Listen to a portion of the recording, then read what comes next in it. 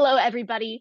My name is Ashlyn Katuna, and today I'm going to be talking to you about how technology impacts modern horror video games in both their presentation and their narrative. But before I can do that, I need to give you a little bit of background and give you some context to talk about some of the research that has already been done in this field. So today, I want to talk about Barry Ipps' Narrative Structures in Video Games Part 1, Context, Definitions, and Initial Findings. And in this research article, he goes through different video games throughout history, starting with The Legend of Zelda, which was released in 1986. And he goes through video games throughout history and quantifies the different methods of narrative delivery in these video games, the number of times these occur, the total amount of time spent on them, and how much time within the game that they take up. And he goes through games throughout history all the way to Halo 3, which was released in 2008. And from this, we can see that as time has progressed and as audiences have become more sophisticated, technology has developed and given game developers more opportunities and tools at their disposal to deliver narrative in more varied methods. But also nowadays, more time is spent on delivering narrative to the players. So now that we have this background, we can focus on my research. And today I really aim to answer two questions. The first one being, how have technological advancements impacted the immersiveness and interactivity of modern horror video games?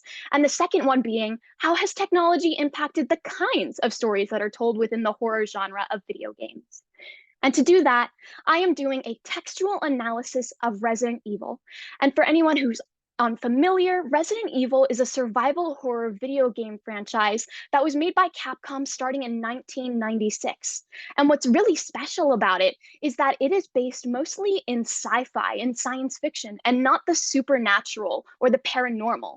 So any enemies that you encounter and any scenarios that you find yourself in are created as a result of a virus or mold or a parasite. Now, I've chosen Resident Evil as the topic of focus today because of its nearly 30-year-long history, which makes it really easy to trace technological developments throughout history that have impacted the development of these video games.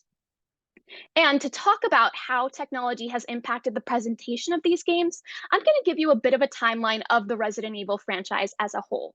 And you might be surprised that I'm starting out with Sweet Home, Capcom's game from 1989. Now, Sweet Home is a video game that was inspired of a film of the same title. And I mention this first because that original Resident Evil from 1996 was originally meant to be a remake of that Sweet Home video game from 1989. But Capcom lost the rights to this title and therefore had to kind of recontextualize this video game that they were creating into a new universe. So Resident Evil was born. And as you can see right there, I've grouped Resident Evil 1, 2, and 3 together. And that's because they're very similar in their presentation in that they make use of what is called the fixed camera angle. Now, what I mean by this is it's as if the player is almost watching an interactive movie. It's as if we've taken a camera and put it in the corner of a room, and the player's field of vision is only limited to what that camera shows them. But the player is not able to adjust that camera angle that they're viewing the world from. It's only when they move their player character out of the frame that is being shown on screen that the shot cuts in a sense and gives them a better view of the environment surrounding their player character. Now, Resident Evil 4 through 6 really show a shift from the horror genre of video games to a blend of both action and horror, but also they showcase leaps and bounds in technological developments. So all three of them are characterized by what is called the over-the-shoulder perspective. And you can see on screen right there, it's almost as if we've taken a camera and put it over the shoulder of your player character. So you are also able to see the character in relation to the environment around them, just like those fixed camera angles. But what's special about the over-the-shoulder perspective is that the player is able to adjust that angle from which they see the environment. And that camera that we have is almost circling around that player character to give you different angles of that environment. Now, moving on to Resident Evil 7 and 8, this is where I'm going to pause the timeline and focus on this today. And that's because Resident Evil 7 and 8 are the most recent entries to the mainline Resident Evil franchise, aside from remakes of older titles. But also, we can see a clear leap and improvement in the presentation of these games between Resident Evil 6 and Resident Evil 7 and 8. One of these examples being the shift to the first person perspective. So Resident Evil 7 and 8 are the first games to really take on this perspective. So no longer are you able to see your player character in relation to the rest of the environment. You are only seeing exactly what your player character sees of this environment, and you're seeing exactly what you would be seeing if you were put into this environment. So, virtual reality really aims to bridge the gap between the player and the action that is going on the screen, because even though it is immersive, there is still a screen separating the two. So, through the use of these goggles, they are really able to bring the action closer to the player. But what I really want to focus on with virtual reality is those special controllers. You can see that red and pink controller are allowing you to interact with the simulated environment in a way you wouldn't normally be able to if you were simply pressing a button on a controller or clicking your mouse to aim your gun. Now, these controllers allow you to mimic these actions. So now you can push open a door or pretend to push open a door or lift your arms to block an attack. So you're really able to interact in your own special way with this simulated environment. So, now that we've talked about how technology has impacted the presentation of these games, I want to talk about how technology has impacted the stories of these games. And to do that, we're going to take a look at the story of Ethan Winters, and he is both the protagonist and the player character of Resident Evil 7 and 8. But before we take a look at his story, I really need to emphasize that it is very important that players are able to identify with and empathize with Ethan. And the game developers go to great lengths through both the gameplay and the story to make sure that the players really identify with him. So that first person perspective that I mentioned really allows you to see the world through Ethan's eyes and walk a mile in his shoes. But we can also see through the gameplay that Ethan is meant to be shown as very similar to any regular player. We can see through his shaky aim when he wants to fire his gun, or through his slow movement speed, that Ethan is just a normal man.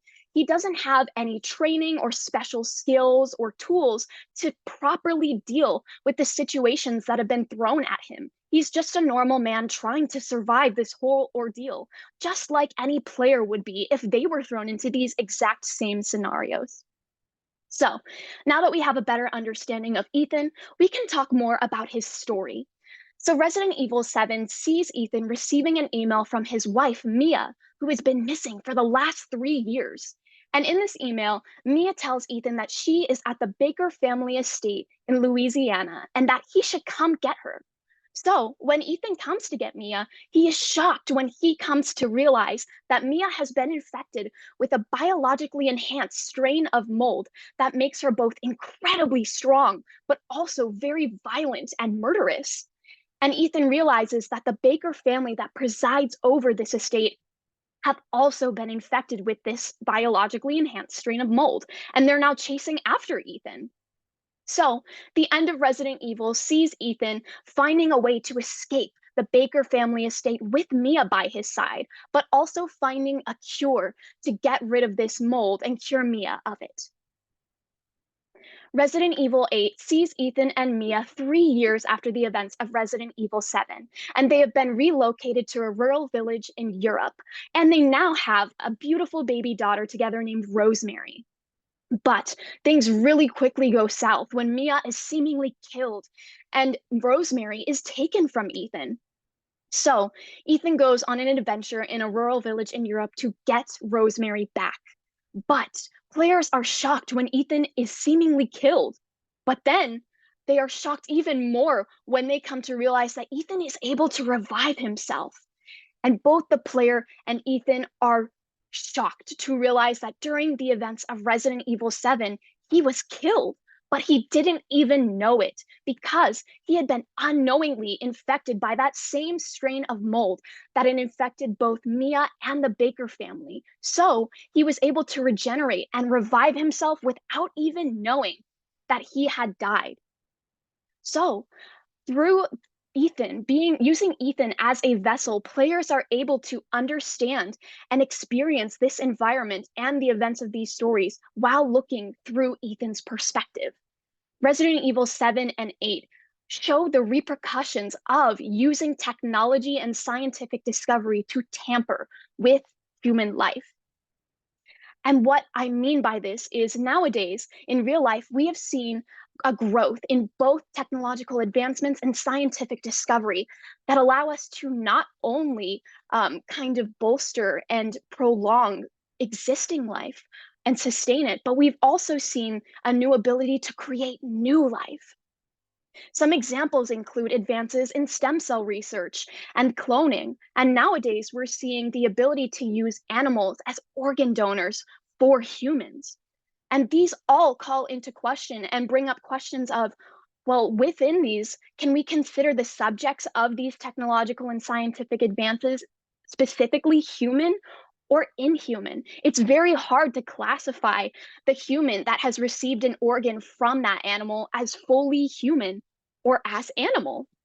So, Resident Evil really plays on these fears that are beginning to rise within society that have to do with technological advancements tampering with life. And they dial these up to 100 by depicting horrific scenarios and showing grotesque and monstrous characters that also call into question, well, are these entities that we're seeing within these games dead or alive? And we can really see that through the use of Ethan Winters, and especially because he is the vessel through which we experience this world. So, Resident Evil really makes use of technological advancements to give players an immersive and interactive experience that brings them into the world of Resident Evil. But game developers are also making use of this growing unease and fear surrounding technological advancements that kind of meddle with human life. And they play on these fears and create an immersive world that delivers a truly terrifying horror experience. Now, to kind of wrap things up, I want to leave you with one important thought. Media has long been recognized as a reflection of societal fears, whether it's through books, through radios, TV shows, films. We can see throughout history the differences and changes in the general fears within society. Some examples that come to mind within film are Akira and Godzilla. But now technology has advanced to a point in video game development that games and game developers are able to create an immersive and interactive experience that delivers an in-depth narrative that players are able to completely involve themselves with. And in doing this, they are now able to deliver narratives that reflect societal fears, which is why now I believe that Resident Evil has become a very important cultural text because it allows us to trace societal fears throughout different points in time. Thank you so much for listening. I hope you all have enjoyed.